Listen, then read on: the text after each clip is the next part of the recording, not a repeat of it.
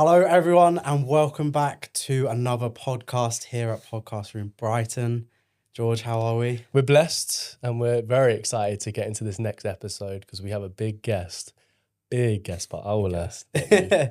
It's very interesting, today's episode, because first met this guest a few years ago when I was doing some boxing commentary, and it was actually the first time I ever did any sort of interview on a boxing event, and it's now a full circle moment to try and find out about his life. So without further ado, let's introduce today's guest, Kai Forder.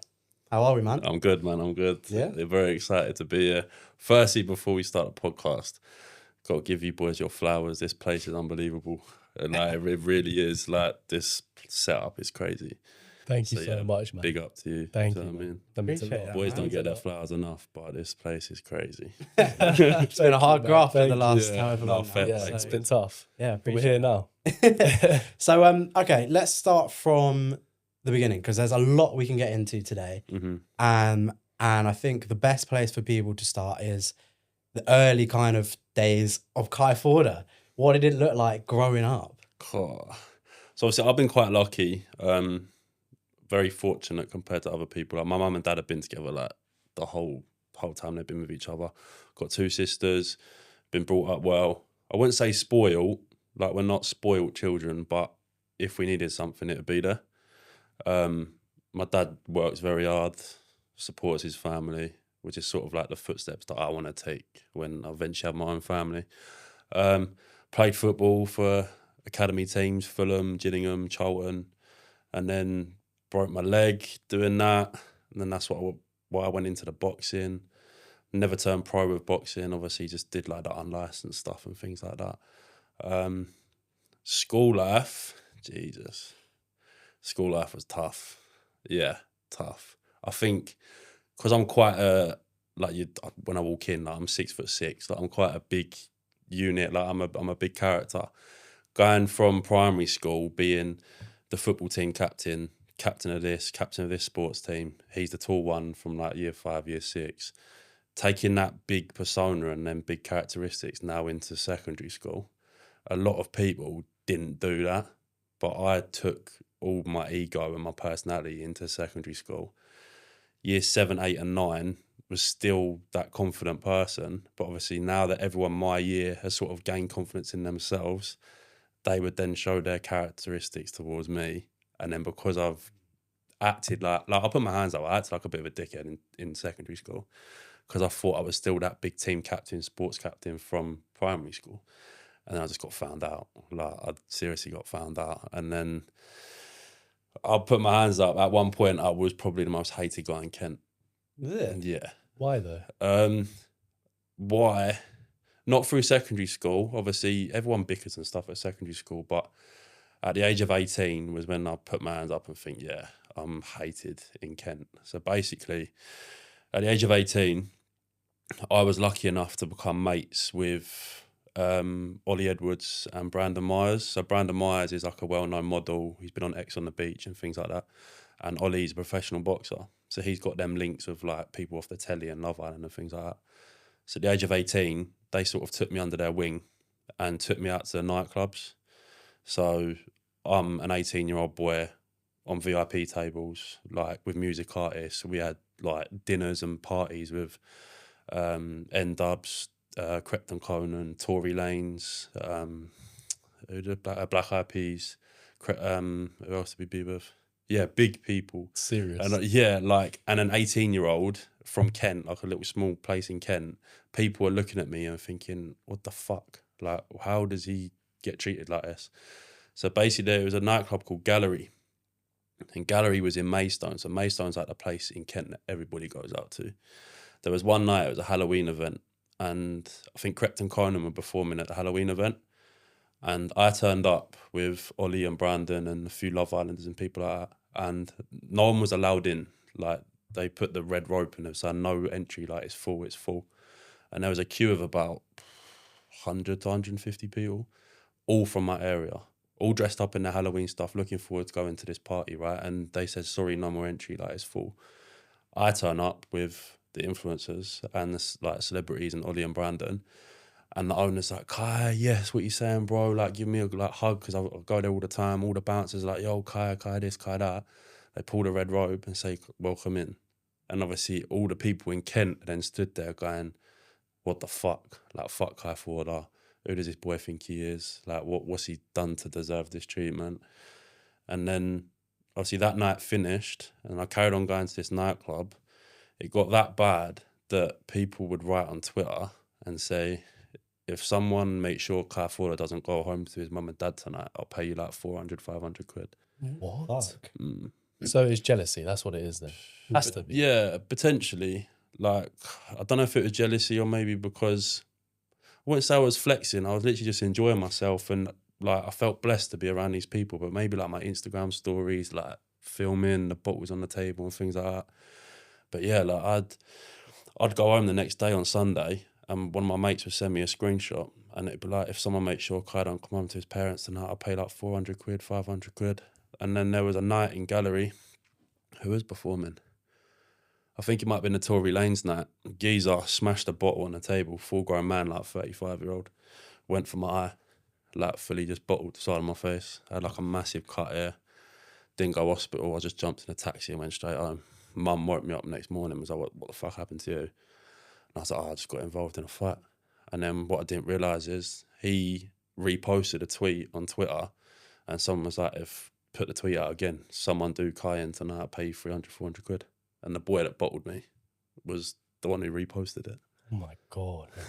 Crazy. What the fuck? Obviously, I never reported it. Never. Because I thought, I'm known as the most hated guy in Kent. The last thing I need now is your grass. So I mean, so I just blew it over. But you were hated because you were doing well. Yeah. To me, that screams jealousy. Yeah. That just screams that these people are so insecure in themselves and seeing you in a better place. Yeah, they probably think, oh my God, you're from that same area. How are you in this position? But you just got, like you said, blessed with the opportunity to be there. And I think if people are so malicious like that, then it's like, what the fuck? Like, what the fuck? To bottle someone as well is so malicious. I just didn't see it So coming, like, mate. Like, I just turned around. Next thing I know, it's a grown man as well. He was like 35 years old. Not like I was 18 at the time. And then what didn't help me as well, obviously, when I turned 18 and I stopped all the football because I broke my leg, I was doing my boxing. And I was doing boxing on shows in Sittingbourne and in my area where everyone was going to. And I was the main event like all the time because I did well with selling tickets and things like that. Obviously, the guy that everyone hates, if he's going 1-0, 2-0, 3-0, 4-0, 5-0, 6-0, not lost. Now I've got a belt. It's like people were paying tickets to see me potentially get knocked out. Yeah. Like they weren't buying tickets from me to support me. They were buying tickets because they wanted to see my downfall. And I remember my third fight, might have been my third or my second. Yeah, it was my third fight. It was against a boy called Bill Lee. Bill Lee's an absolute gentleman, but he was very well known in Sittingbourne, my area, to be the guy not to mess with. Like, he's very streetwise, knows how to handle himself. I got put on a main event card against him at Falston Manor School. Everyone was turning up because they was like, yes, we need to go up, we need to see Kai's downfall. Like, we need to see Kai get knocked out. I was in the change room with my mum. People were coming into the change room and shouting, you're going to get knocked out, Bill Lee's going to fucking smash you up, rah, rah, rah. I got booed to the ring from the changing room all the way to the ring, where the ring announcer was like, this is a nice family event, like, why are you booing, things like this. I ended up beating him. But I put a stoppage in on the second, but we carried on and then I beat him on points. And obviously then Kai Forder, the most hated guy in Kent, has now beaten Bill Lee, the most, do you know what I mean? And he's not, like, when I met him, he's not like what everyone says he is. Like, people just talk shit about people all the time. He's honestly the most genuine person I've met. Like, he went up to my dad, shook my dad's hand, had a drink with my dad. And now he's got his own family. Like, he's changed his life around. But obviously, see him, like what you said, they were seeing me do well, going 5-0, 6-0, main event. Like what we spoke about earlier with my Instagram, I'm quite proud of my Instagram. So I do post a lot and I just do things differently to people in Kent. And I think that's why I'm a bit misunderstood. But like the one quote I will always stick with me, and everybody says it when they actually meet me, is like, you're not as bad as what everyone says you are. And I'm like, well, yeah, duh, because you've never met me. Yeah, you've never met me and you don't know who I am. Exactly. You've never sat in a room with me and had conversations with me. You've just gone on what everyone's told you. Cheap. Like, I used to go to events, and do you know when you walk into an event or you walk into a party and you just feel the whole atmosphere just drop? Like, everyone's looking at you like it's cold. Every time from the age of 18 to like 21, 22, I'd go into an event and I feel that. It's just not nice. Like, and I've not done anything to these people. I've just lived my life. Like, I've enjoyed myself at 18, 19, 20, been given good opportunities, done boxing because I broke my leg and was putting a bit of weight on, and then it didn't just turn into weight loss. I actually doing quite well for myself. But throughout all that time, I never brought hate to no one's table. I was just doing me and succeeding and doing well for myself. And I think that's what pissed people off. Being like quite young, 18 is still quite young. You're just fresh into adulthood. How did you handle and deal with all that hate? Because a lot of people will shut the shop down and won't carry on. But you, in a way, it sounded like you kind of used it as a motivator. Obviously, it was a struggle, but you used it as a motivator to, all right, bet you want to hate me, I'm going to do better. How did you get through that? I just used it as motivation to do better, to prove people wrong. I think I thrived off it in a way. Like, I will put my hands up. I did thrive off it. As much as it was upsetting me and it was putting me down, it was like giving me fuel to just carry on doing better. Obviously, my family are very close. Went to them for advice and stuff, but I just dealt with it on my own, to be honest. And that's like minor. That stuff that I went through back in the day is minor compared to like, we'll get onto it, but like 20 to 26 now. I don't know. I just feel like I could get through anything. I just keep my head down and carry on. Do you know what I mean? I say a quote on Instagram a lot, like, you just got to keep moving forward. Because if you don't keep moving forward and you keep looking back at the past, you're stuck. You're not going to move anywhere. You're not going to elevate. But yeah, we'll get onto that. Yeah. Let's circle back around to the boxing bit for a period, because obviously that's where I first met you. What was the actual main reason for getting into boxing, and what did it kind of do for you going through those different stages of life? Obviously, I'm a very sporty person. I was sporty from primary school up to secondary school. I did want to be that professional footballer that everyone wanted, but when I broke my leg, I put my hands up. When I come back from breaking my leg, every tackle that I went into, like, I was a bit of a pussy. Like, I'd move my leg out of the way. I wouldn't be going 100% because that feeling when I broke my leg, I never want to feel that ever again. So I just gave that up. I was putting a bit of weight on, and then joined the boxing gym just for fitness. And I just fell in love with it. I don't know what it was. And I think because of my, I won't say brand. Like, a lot of people come up to me and say, are you Kai Forder? I'm like, no, I'm Kai. But it's like, no, you're Kai Forder. And it's like, people look at me as like some brand, but I'm not a brand. Like, I'm a human being. But I think because of me building myself up with the boxing, they look at the whole Kai Forder thing as like a brand, when really I'm just Kai. Yeah. So it did boost my confidence, boxing. It did. I think it'll boost anyone's confidence. If you're going 1-0, 2-0, 3-0, 4-0, 5-0, you're undefeated. Everyone wants you to lose. Like, your main event all the time. Like, it is going to do stuff for your confidence. What made you, because you gave up boxing and you haven't boxed in a while. What was the reason for stopping? Why did I stop boxing? Obviously, we'll go into it a bit more detail, but obviously my last fight that I had, I defended my belt, and I was going through quite a bad stage of mental health, so I didn't train. It was when the Euros were on in the summer, so I was out with the boys drinking, taking substances that I shouldn't have been taking, just to numb myself from the stuff that I was going through, like, mentally.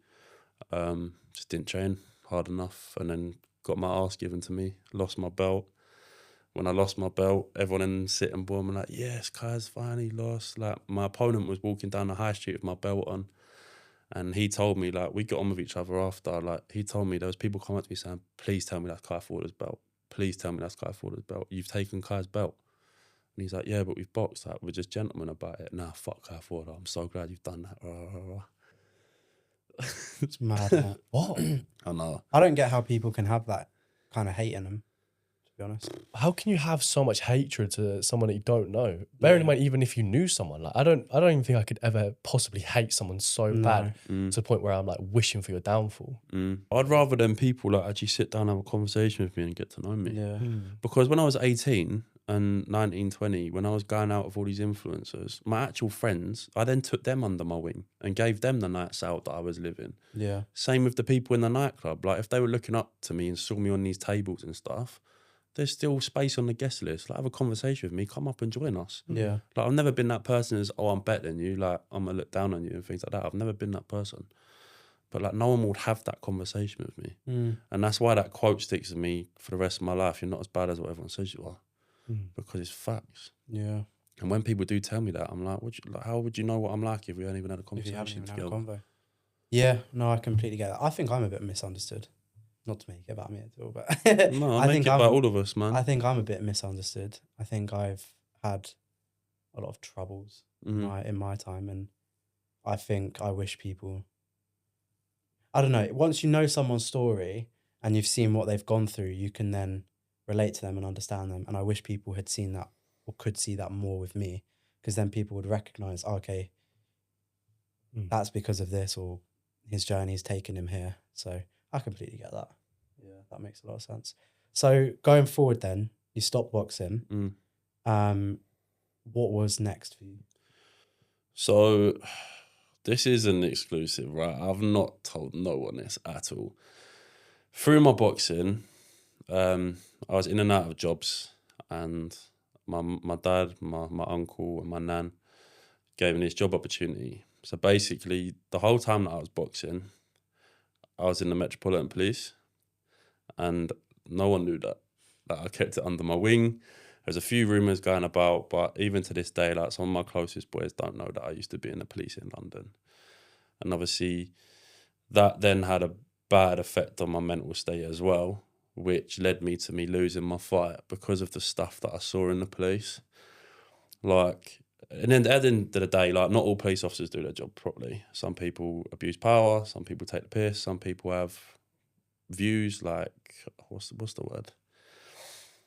What's the views that they shouldn't have in regards to, like, race, gender, like all that sort of stuff? I can't think of the word, but I know what you're trying to some of them shouldn't be in the job, basically. Yeah. But I just went there as a young 20-year-old just doing a job. Like, what I think people need to understand is, like, them police officers in uniform, like, they're still human beings. Like, I'm still that boy from Kent that's gone through all that, and now I'm going to police calls, mate. I've given CPR to a dead baby. Like, I've seen people hanging from, like, their bedroom. I've had a stab victim, like, laying across me saying, please just save me. Like, don't let me die. Like, I need to see my mom, I need to see my dad.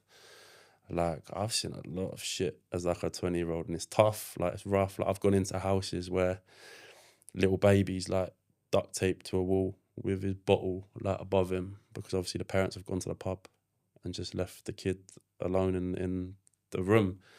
And obviously all these things that you see, you never unsee it. Like, you just don't. Like, obviously I'm big on my mental health. Like, you know, I'm very big on my mental health.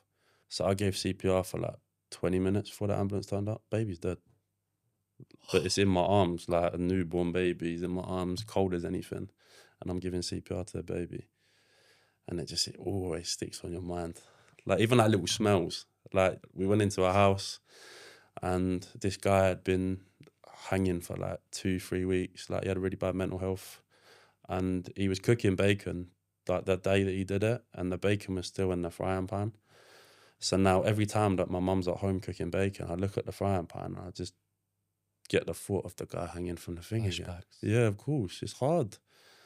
And that's what I sort of like, it doesn't wind me up, but like, it upsets me when I see videos online. Obviously, I don't do the job anymore. I've not done it for like 2 years, but it upsets me when I see videos of like police officers getting abused and stuff, because you have no idea what that police officer's seen yesterday or saw this morning. And the problem with the police system is, so I went to a hanging, I went to a hanging on a Wednesday. I could go to a hanging again on a Thursday. I could then see a dead child on a Friday. I could then be with a stabbing victim on a Saturday. Like, there's just no break. Like, you're constantly just seeing this stuff. And I just went one day, I went home to mum and dad. I was like, I can't do this no more. Like, this is not the job for me. Obviously, the reason why I did that job is because of the job that I'm in now.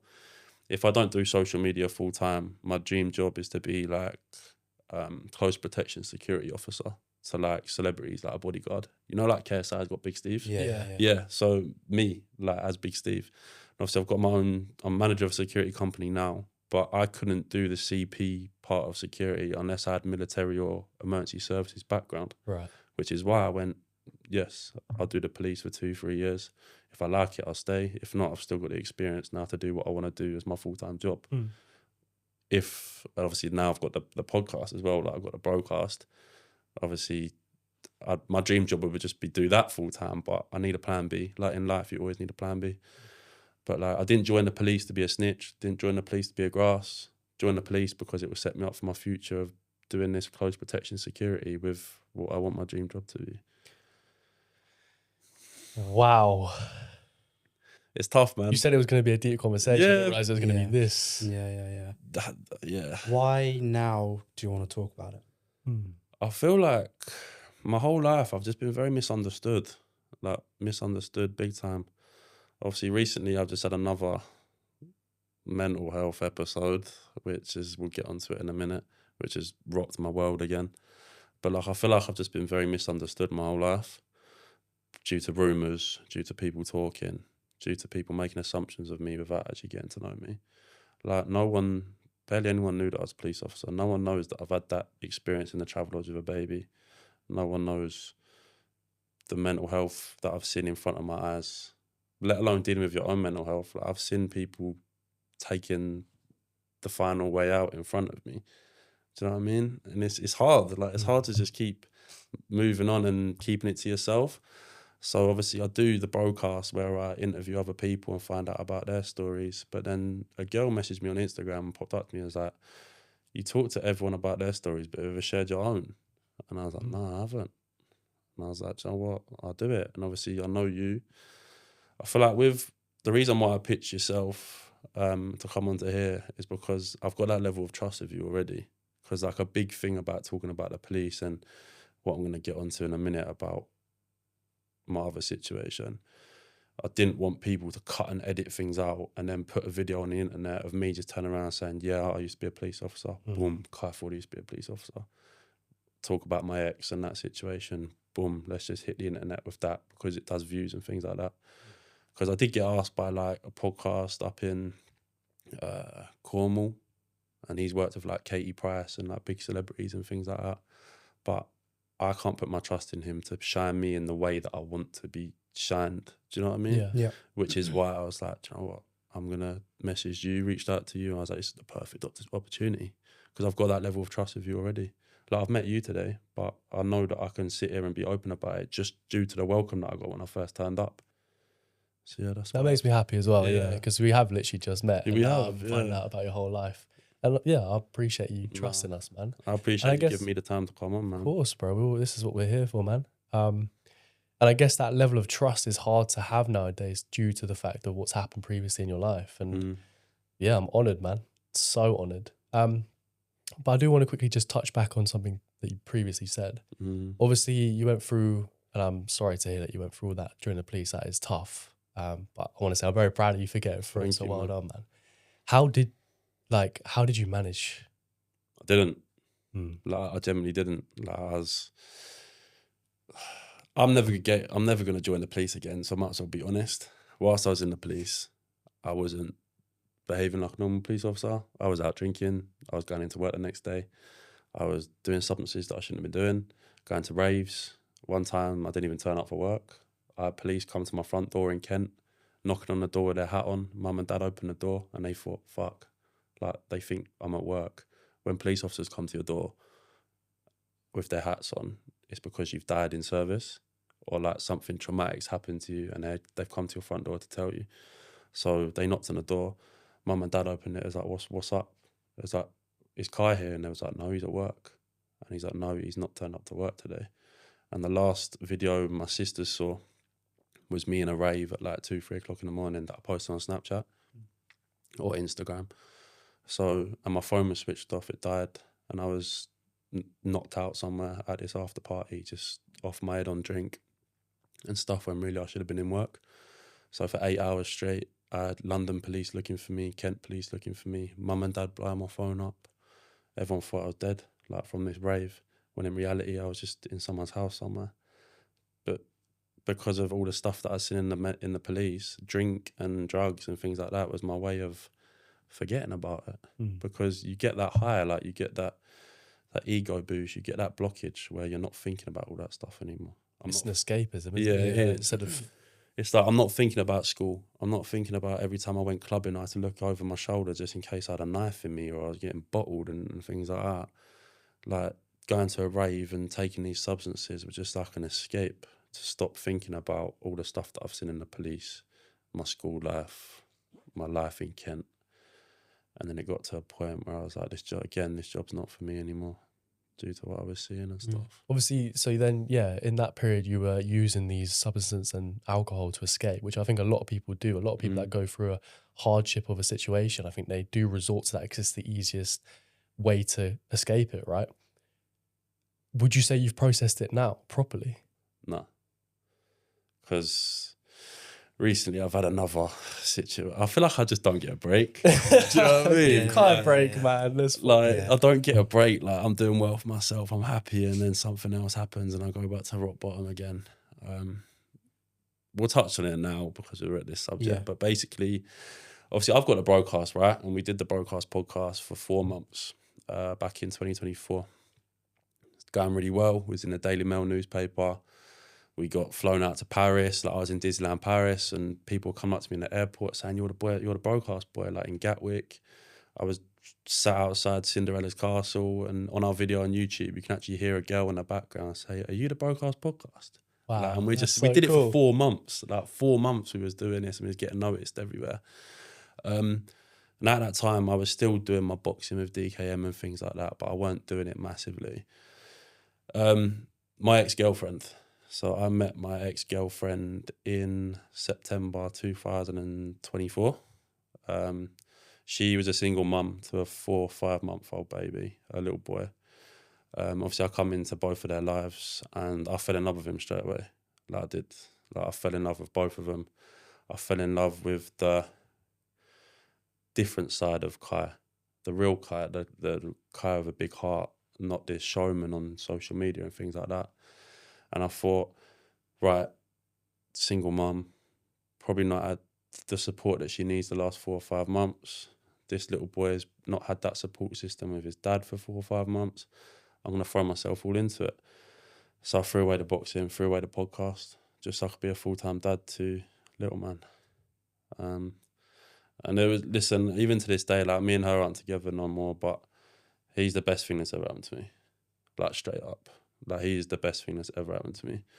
I think the reason why I say that is because my whole life I've just had people judging me and not loving me for who I actually am. But like this innocent little boy just loved me from day one. Like we were inseparable. Like we'd go to family events and like his family would pick him up and he'd just say, Kai, Kai, Kai, Kai. Like I want Kai, Kai. Or like his mum would go, bath time, he'd go, Kai, Kai, do it. Or like, bottle, Kai, do it. Like there was just that instant connection with us two. And I think as well, like for the first time other than my family, I generally just felt loved by someone for the first time in my life. Obviously I know he's a little baby, like don't get me wrong, like he's innocent to the world, he doesn't know what love is, but the effect he had on me, I felt love for the first time in my life. Like this kid actually adores me. Like he looks at me in ways that no one else has looked at me before. And then obviously he's not my kid. He's not my blood, but I treated him like blood from day one. Everyone that come up to me was like, is he yours? I'm like, no, he's not mine. But in my eyes, he is mine. I was, paying for nursery, food shopping, holidays. My weekends were no longer going clubbing. It was going soft play and going to baby groups and going to the park, going swimming. It was just nice to have that different side of Kai, and it brought out the proper side of me, which is a very loving, caring person. Obviously it's broken down now. I'm no longer with her. That broke in November. Not my choice. Like I put my hands up. Like she decided that it's not what she wanted anymore, which to this day I still don't understand. I do not get it. Like a lot of people have said it as well. Like as a single mum in today's society, it's very rare for a boy of our age to go into someone's life, become a dad, and treat your kid like he's everything, like he's the best thing that's ever happened to him. That is so rare nowadays. And like, I sit here now and honestly, I hope the best for both of them, because I want someone to do what I did for them to and take my footsteps, because every kid deserves the best chance in life. They really do. And I'm not going to be sour about it. If I had my choice, I'd still be with them now. Like they were my everything. They really were. Me and her didn't see eye to eye on some things. I think she can put her hands up and say she probably didn't treat me the best at times. Probably loved. It's a hard one. Like, I was thinking this in the car on the way up here. Little man loved me. Like, you could tell he absolutely adored me. Our whole family would say that how much he loved me. But I feel like she loved the lifestyle that I was providing rather than actually loving me as a person and loving the things that I was doing for her and the support system. Obviously, I'm not going to go into her backstory of life, but I don't think she's had someone, especially like a male figure, support and love people so hard. So I think she found it hard to appreciate and accept how she was being treated. And maybe over time, when she finds a new partner or she goes through life of continuing being a single mum, she might actually sit down and think, fuck, like, wow, like Kaya really did like just try everything to be with, like, to be the best dad possible to little man and to her. I think the reason why I've gone down like a bad route of mental health now, like since November, since we split up, I've been out every weekend. Every single Friday and Saturday I'm out, whether that's networking with a podcast, which is good. Like, you can't run stuff nowadays without network. You have to network. But it's drinking. It's dipping into stupid substances again.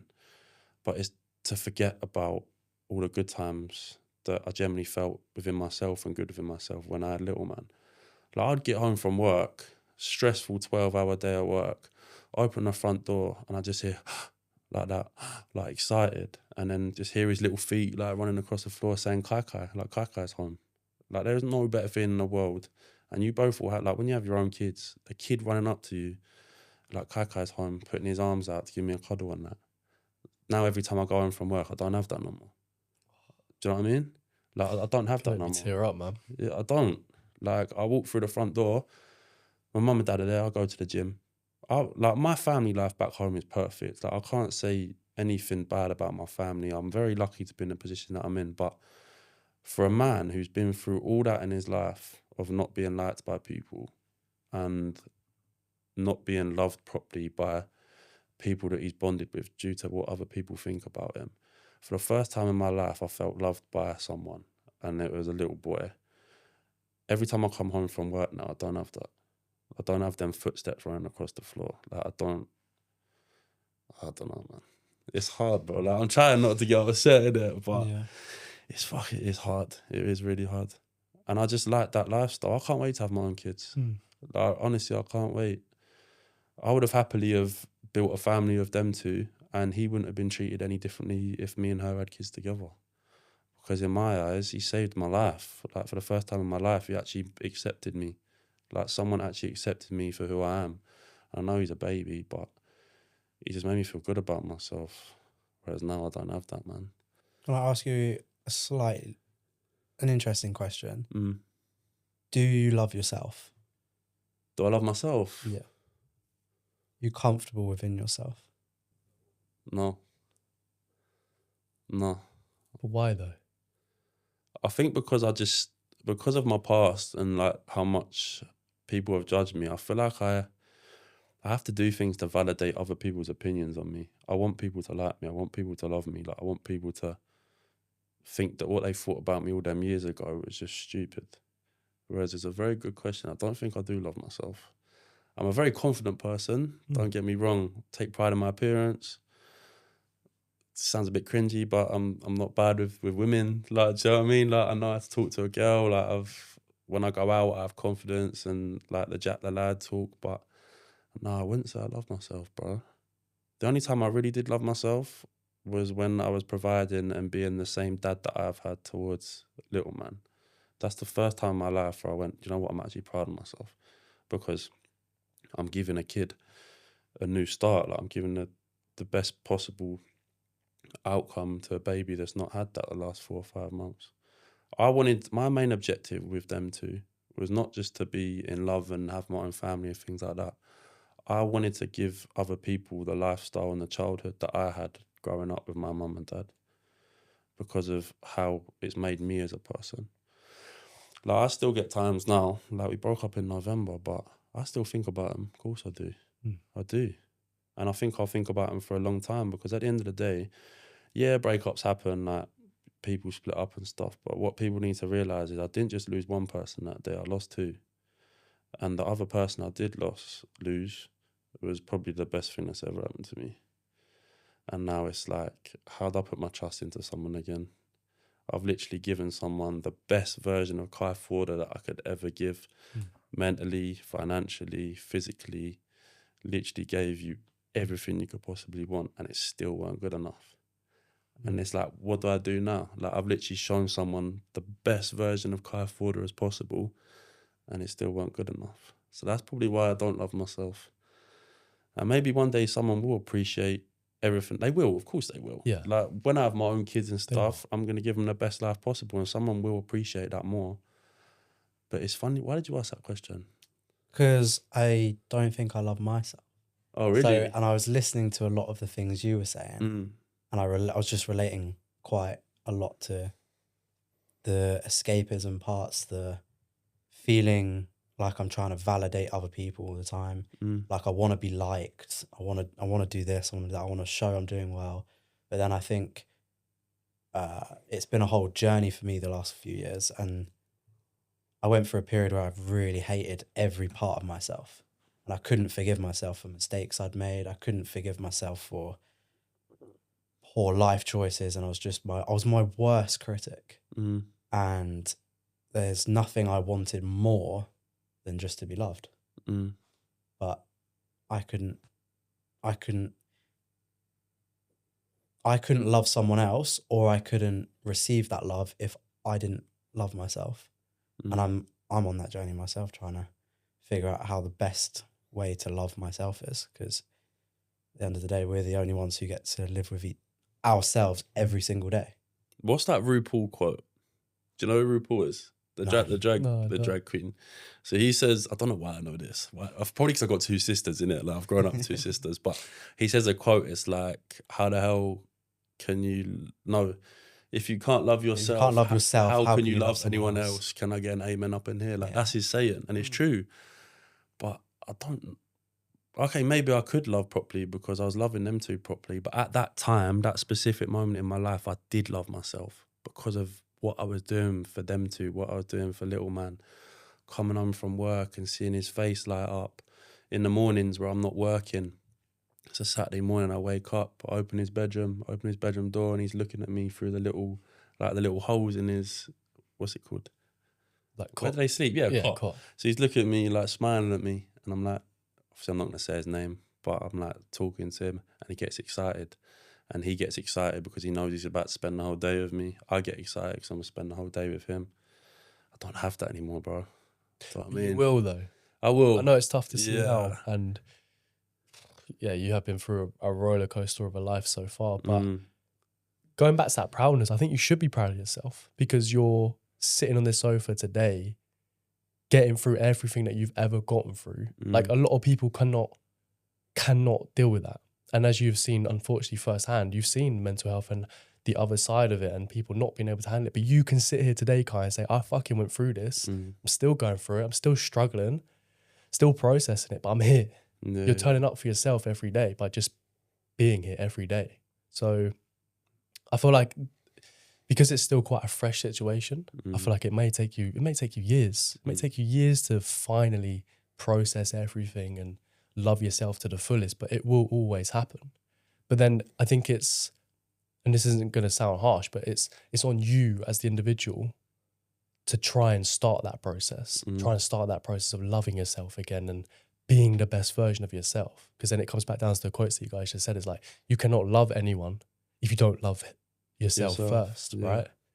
So my question would be then, nowadays, how are you trying to become the best version that you can again? Broadcast. Like, I'm putting everything into the broadcast now. Good. I never should have given... Well, I say I never should have given it up. you can live both lives. However, when there's a baby involved, especially at that young age, you have to be the support system. You've got to be there 24/7. Like, I was in love with the girl. I didn't like coming home from work and seeing her tired as anything on the sofa. I just worked 12 hours, but now I'm about to work another 3.5 hours with little man because she's been with him all day. Like, they needed my attention 24/7. It weren't fair for me to be sat on a podcast sofa with influencers and Love Islanders and OnlyFans girls and things like that inside my own house when I've got a girlfriend and a stepson. Do you know what I mean? Like, that's not fair. Like, I had to give him my 100%, and I did give him my 100%. But now I'm giving the podcast 100%, and I really have since we've been back. Like you've had me on Instagram for a while. It's crazy. Like, I can't believe how much support we've had. And I'm clearly good at what I do, and people can see I'm good at what I do because we've got good results.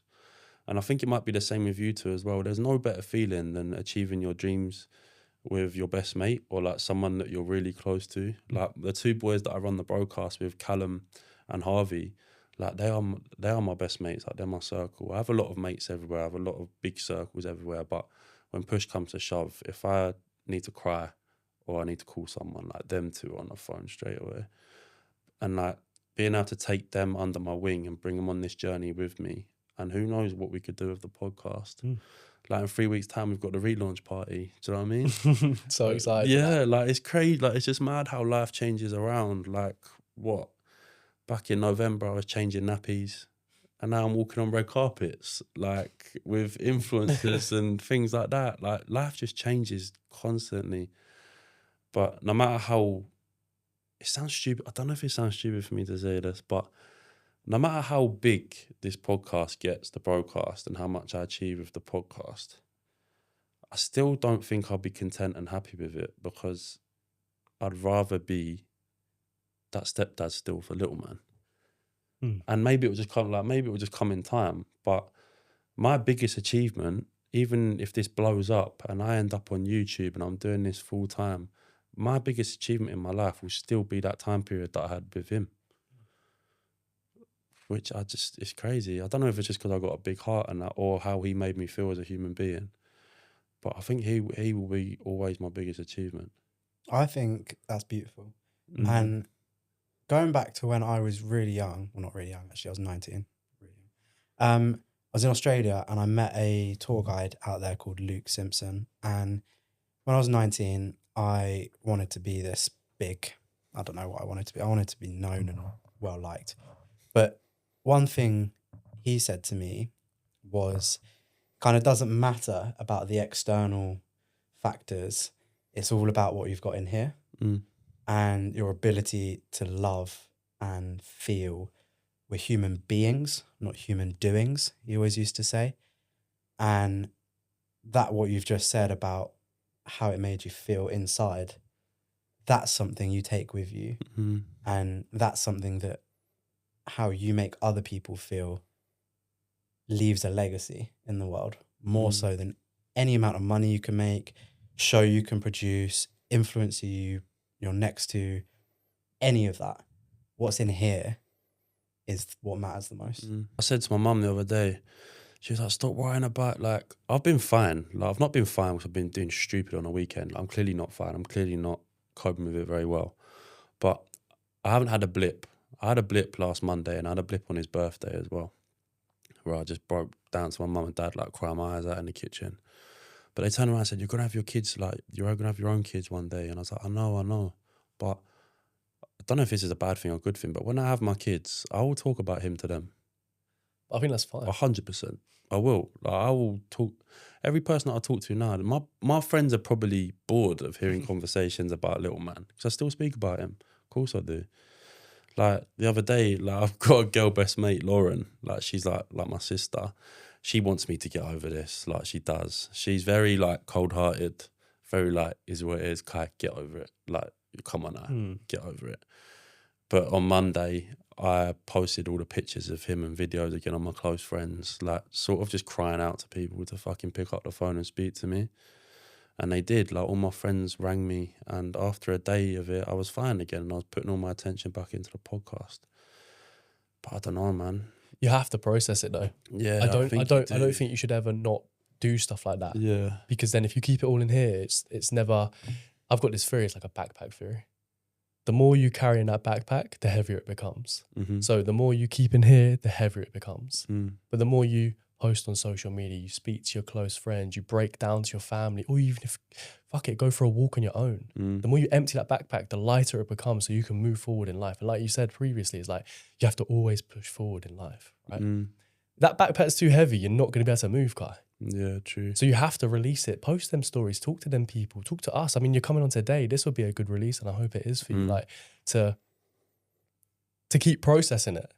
And you will probably forever have to do it. And yeah, you probably will speak to your future kids and they'll probably love hearing the stories. But then you can also use little man's story and little man's experience for your own kids when you do, right? Of course. Like with the backpack theory, I don't know what it is yet, but I feel like my whole life, like I put that backpack on, it fills up, something good happens, I no longer have that backpack. Then I hit my peak and then something else happens and I hit my rock bottom again. Hit my peak, hit rock bottom That's again. lessons though. And the only thing I'm fearful of now is I still think about it and I still think about the relationship. I'm slowly distancing myself and coming away from that and focus on the podcast.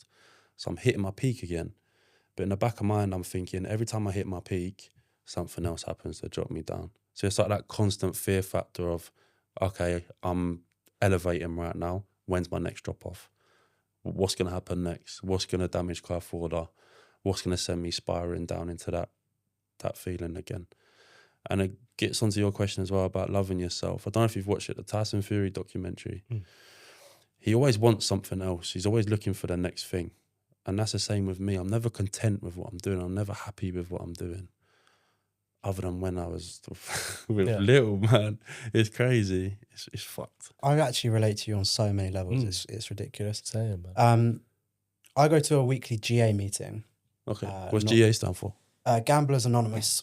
Oh, wow. So okay. I had a stint in my life where I was very much addicted to gambling. And I've been going there for now 9+ months. And it's changed my life.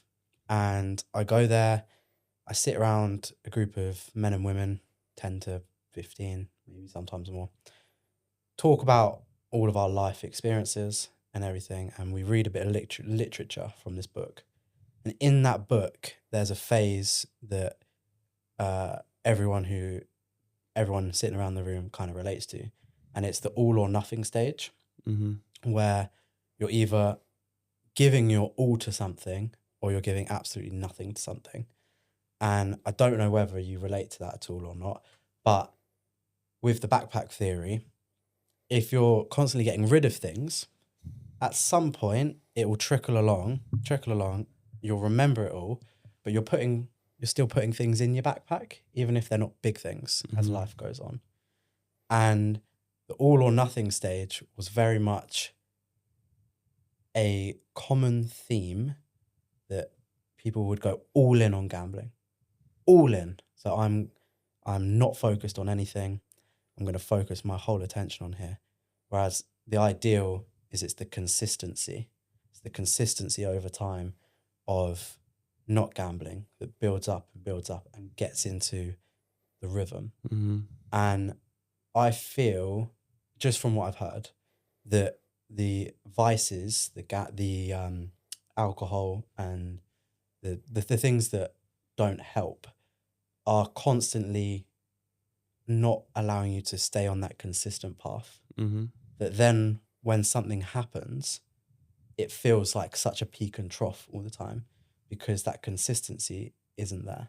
And it's throwing and spiking all the time.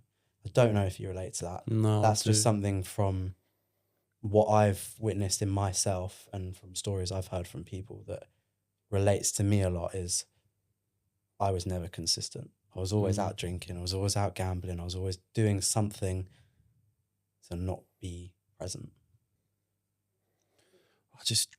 I don't know. Like I'm a party boy. Like I put my hands up. At a relaunch party, I will not be drinking because it's professional and I gotta come across in a good way. Do you know what I mean? Like that's my brand. When it hits 11 p.m. and the party's over and we go to after party, I'll be drinking. Do you know what I mean? Fair. Yeah. But like, I don't know what it is. I don't drink to boost my confidence because I have confidence anyway. I could sit sober and talk to a girl and chat her up. I can sit in a room full of people and do a public speaking without alcohol, without anything. I think it is really because it just numbs me. Like, it makes me forget. Like, for that 3-4 hours of partying, I'm not sat in my own thoughts. I'm constantly busy. Obviously, you follow me on Instagram. I am constantly busy doing stuff. I'm either doing this, doing that. Because all that time that I'm busy doesn't give me enough time to sit about my thoughts and stuff. Like, I've never been open about this. Like, I've never been suicidal. I never have, because I love my family too much. I love my mum and dad way too much. I love my sisters way too much.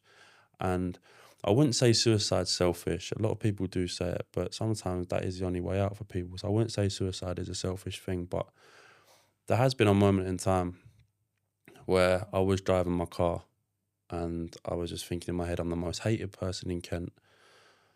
Like, this is quite recently. I did it back in the day as well, but I had another blip when I just split up with my missus and little one. Like, I was the most hated guy in Kent. I'm not loved by anybody other than my family. Every time I hit my peak, something goes. Like, what is the fucking point? So I drove my car. There's a big HGV lorry coming around the other side of the roundabout. And I saw him coming, but I didn't stop. I just thought, I'm gonna go across the roundabout and whatever happens, happens. And that's the first time in my life where I was like, well, hold on a minute. If that HGV wiped me out, I would have died. I would have been dead.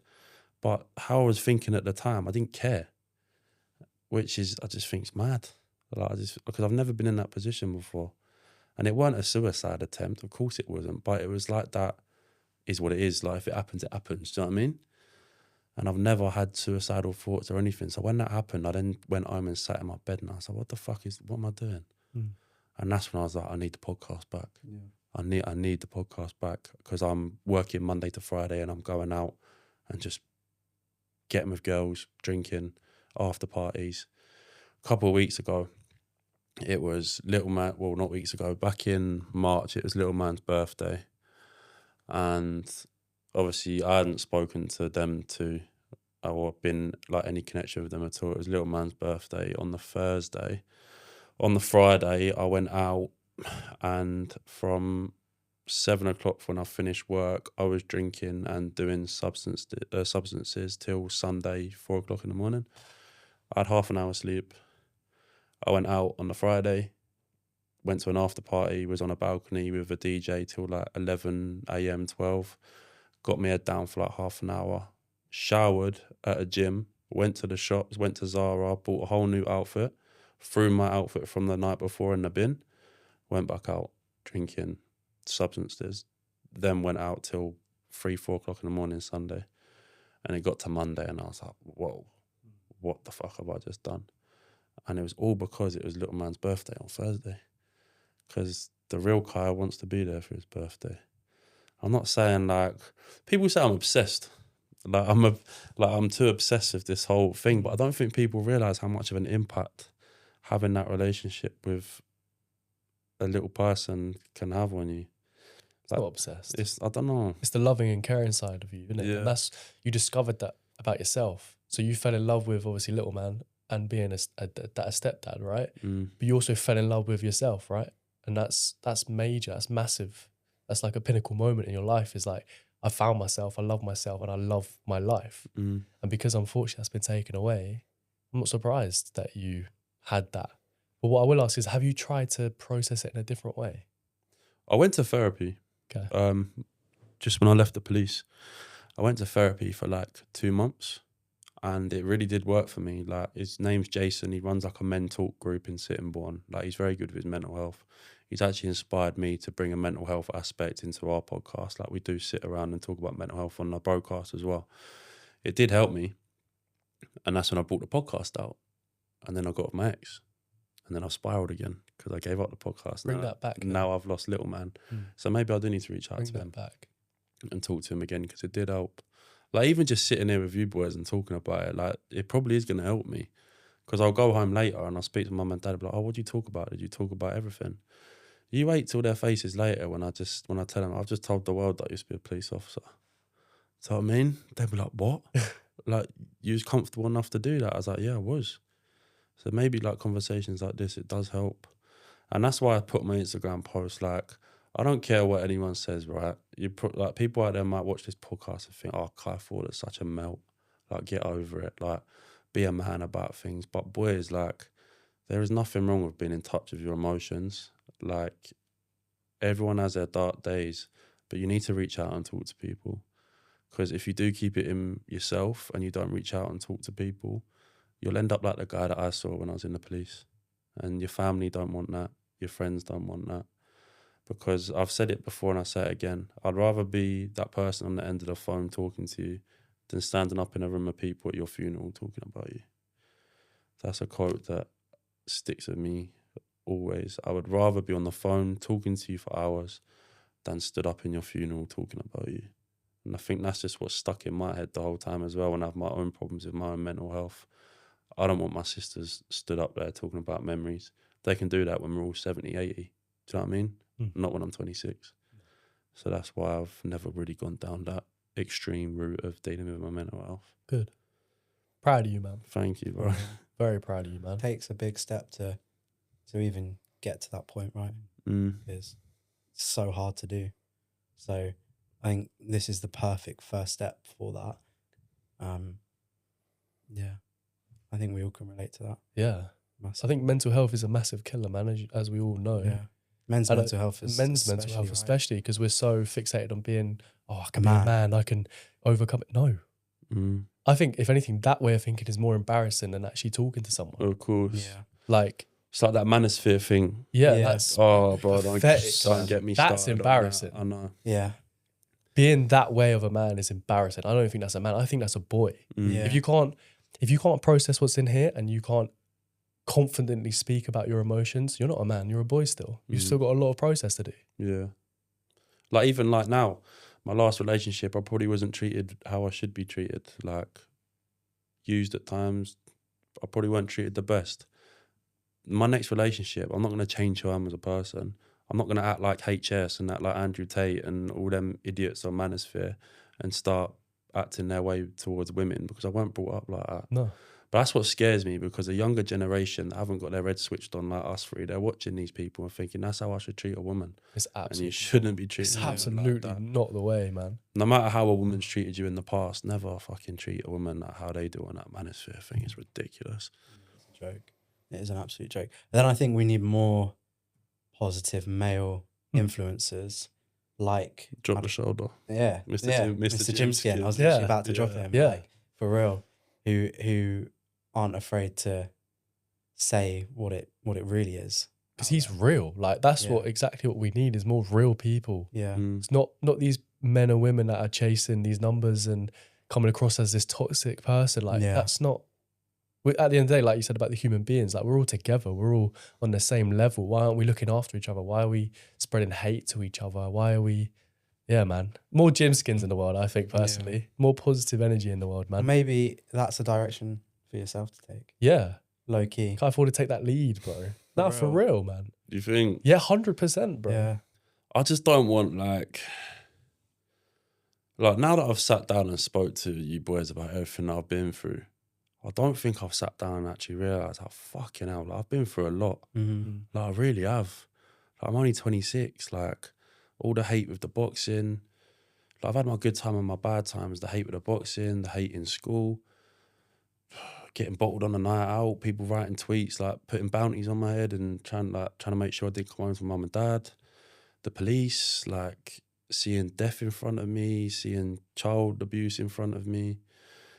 I got ran over in the police. I've gone over someone's bonnet because they ploughed into me because I was a police officer. And now, obviously, losing my connection with little man. Like, I've been through a lot, man. And I've had a counselling session for like a month. So, I mean, I just stay busy to try to get over it. But I think you boys are right. Maybe I do need to see somebody, because I've been through a lot. And I'm not going to say I don't love my life. I love my life right now. Like, that relaunch party, I'm probably going to have a few tears in my eyes, you know what I mean? Because of everything I've been through. Like, I do love my life, but I don't think I love myself. And I think that question that you've asked me is going to stick with me for a long time. I love my life. I love maybe what I bring to other people, but do I love myself? Probably not. Whereas a lot of people probably see me on social media and go, "God, he loves himself so much." So I mean, because of the whole podcast, photos, red carpet and things like that. Like, oh, he loves himself. Well, actually, I don't think I do. But once again, it comes down to perspective. They don't know you. You know? It's a good platform for that as well. So what is the biggest misconception of you, do you think? What is the number one thing that you think, nah, this ain't me? I think people think that I just look down on people. Quite literally, I do, because I'm 6'6". That's fair. Do you know what I mean? That's fair. If You are tall. Fucking, yeah. If you put it like that, then yeah, I do look down on you because I'm 6'6". But just because of things that I've achieved in my life and what I'm doing now with a podcast, I don't think I'm better than any of you. I see a lot of my mates, and this is the one thing that I hate, yeah? If I see my mates doing something on social media, I repost it. I comment on it. I like it. I reshare it because I want you to succeed like I want myself to succeed. There's people out there nowadays that don't want to see their friends do well because they're not doing what they do. But if they turned around to me and said, Kai, like for the relaunch party, I've got like a big billboard, red carpet. It's going to get a lot of coverage and media coverage. I've put my mates' brands that they've just started, their logos on the back of it, completely free, so they can get free advertisement because I want you to succeed as much as I want myself to succeed. Even like you boys now, as soon as you accepted my message about coming onto the podcast, every time I see your post, I'm liking and reposting it. And like what you said thank you for doing them stories. Yeah, but the reason why I'm doing them stories is because I want people around me to succeed. I'm not better than you. I may be doing things differently in Kent and not what the normal person in Kent does, but I don't think I'm better than you. We're on the same level. There's probably characteristics within yourself that I'm jealous of because I want them characteristics within me. So yeah, I think that's the main thing. The main misconception is that people just think that I'm up my arse and I think I'm better than everyone. When realistically, how can I think that I'm better than all of you when I don't even love myself? Do you know what I mean? I hear that. Yeah, like it's facts. Like how can I think I'm better than all of you lot when I don't even love myself?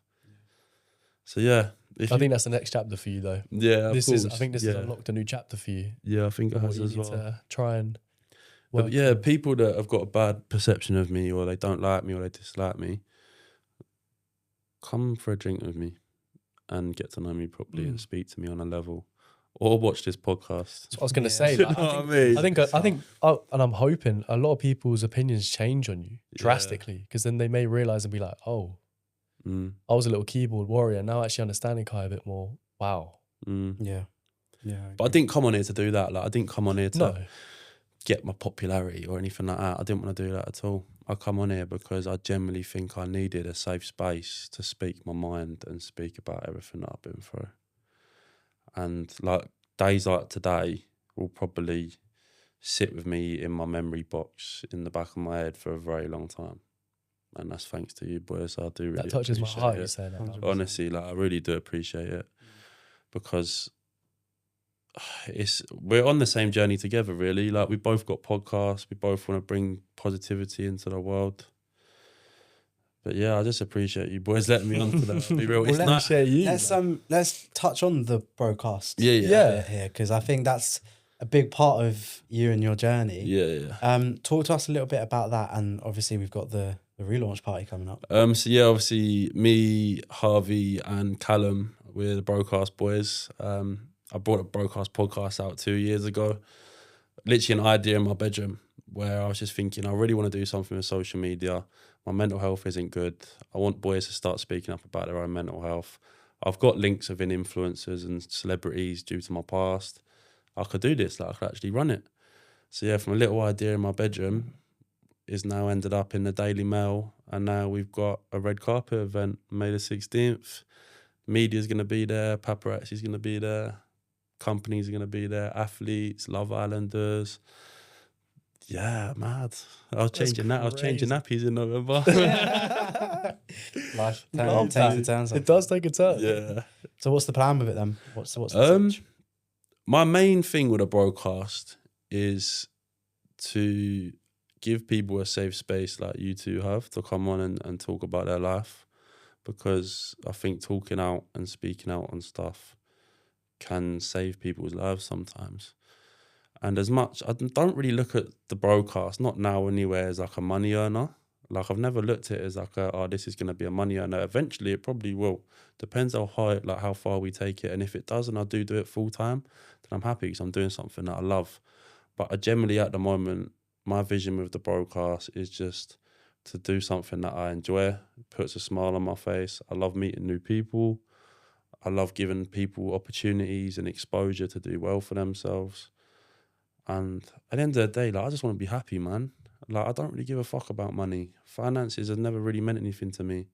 Like, I'm probably not in the best financial situation now, which I'm trying to get myself out of due to all the support that I gave them to. Like, I did too much sometimes, I'll be real. Like, I'm not in the best financial situation, but I'm slowly coming out of it. But the broadcast and becoming famous and being a person on everyone's screen, it's not for clout. It's not because I want a better lifestyle for myself. It's generally because I enjoy it and it makes me happy. And I want to give people a safe space to be able to speak out and speak to people. Because obviously being in the police, the stuff that I've seen, if I walked into my mate's bedroom and that was a stranger that was there, if I walked into my mate's bedroom and he hadn't reached out and spoke to me and I see him like that, that's where I draw the line, I think. I think that's when I'd have to sit down and think, I need help. Do you know what I mean? Yeah. It weren't nice. It was a stranger. But that stranger is still someone's son, still someone's brother, still someone's husband. If I saw my mates like that, without giving them an opportunity to come on to something that's my brand and my idea, to be able to speak out and make themselves feel better, then that's the best thing I can do, really. You know what? You really opened my eyes, actually. I mean, we're quite good at that. Me, you and Imran have always been quite good at that because when we started the podcast like 5+ years ago, that was the kind of reason why, like, quite similar to yourself, why you started, is to kind of check in on each other and, you know, make sure that we're all good. But you've kind of opened my eyes even more to kind of really focus on like looking after the people around you and just reach out to them and just call them, because like you're saying, if you don't realize what they're going on in the background, and the next message or call you could get is, oh, they're gone. And then you'll go, fuck, what could I have done? So I think not only for all of us in the room, but maybe even people watching, just reach out to people and just look after everybody. All the viewers watching, not all of you will have the confidence within yourself to speak out on social media platforms. However, if you're seeing a boy that's gone through fucking hell and back, like, I'm still standing, I'm still smiling. Yeah, I struggle, but I'm still doing what I can. If viewers are watching me and they are going through their own struggles, please just turn to your family and talk to them, or ring up your mates, or any of us. Yeah, message us on social media. Bro. Like, I'm always on my phone all the time. And if you are struggling at home and you do need people to speak to and relate to, and you haven't really got that close family unit, then reach out to your mates or reach out to people like us that are so open about it. Because it's a big thing talking. Like, at the end of the day, I've just spoken about my whole life. Thousands of people are going to now listen and know about it. People that I've probably never met before. But have you heard our song, the Broadcast song? No. We have our own theme song. No way. Yeah, for our episodes. And there's a verse in there that says, if it helps one person, then it's worth every minute. Like, that's one of our little lyrics in the song.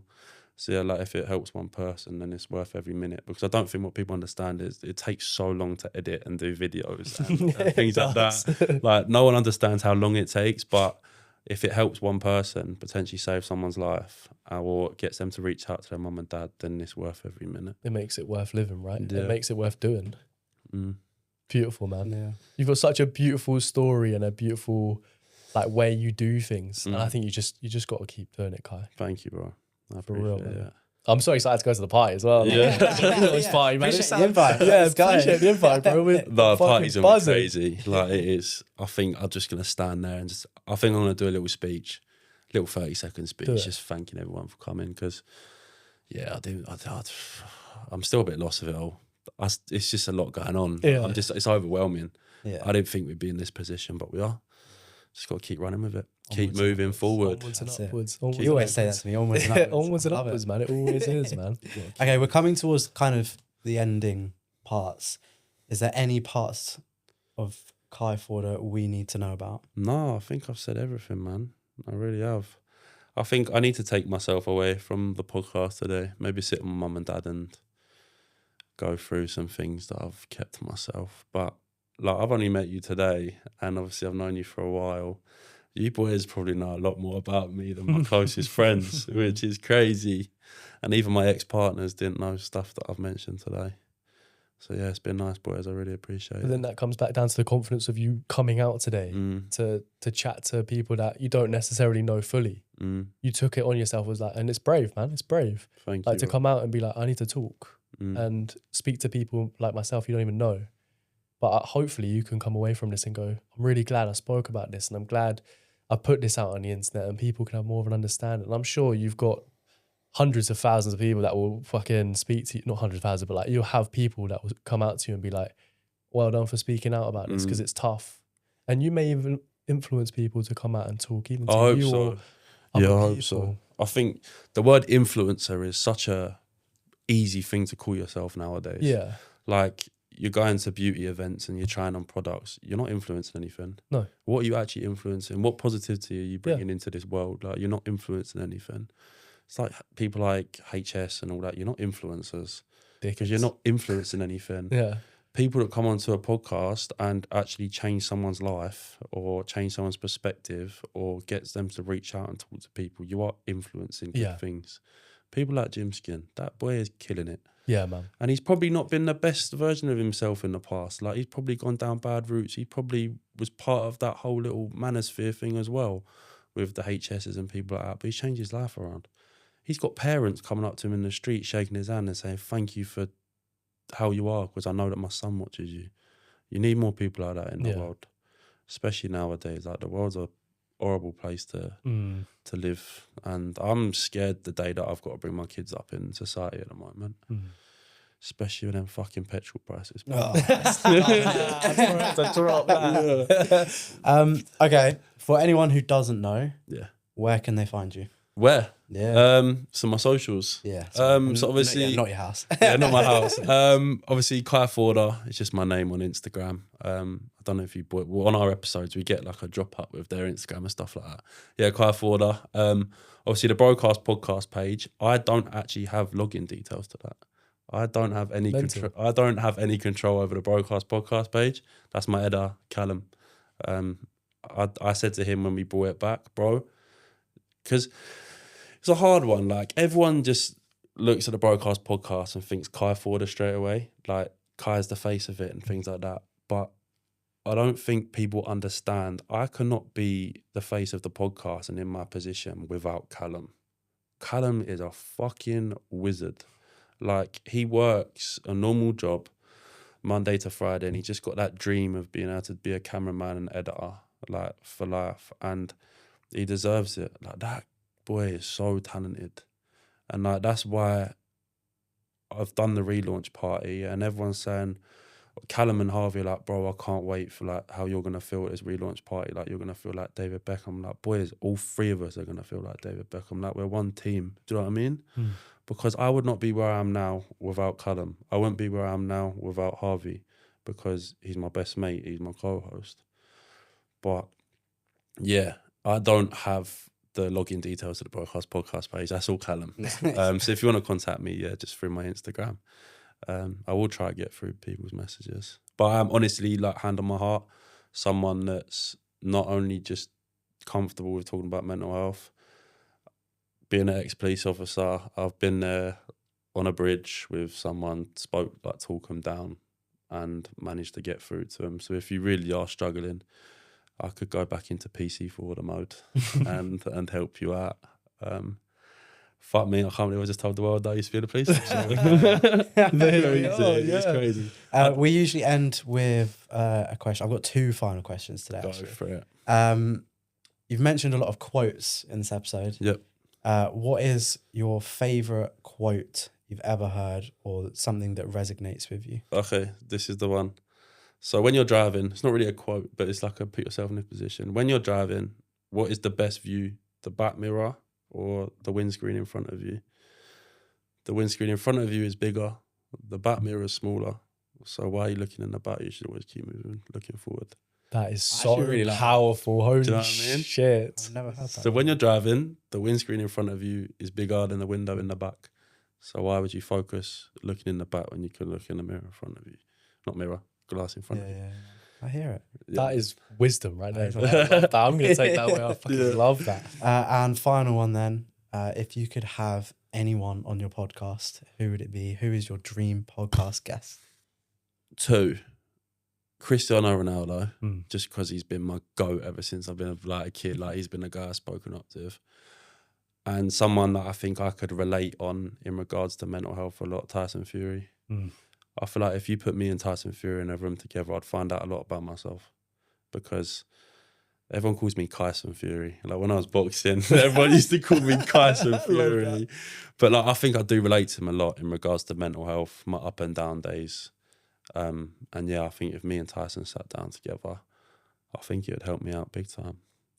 Obviously, Tyson Fury's on the broadcast, you know what I mean? But, well, you never know, man. You never know, man. But yeah, Tyson Fury would probably be my main guy.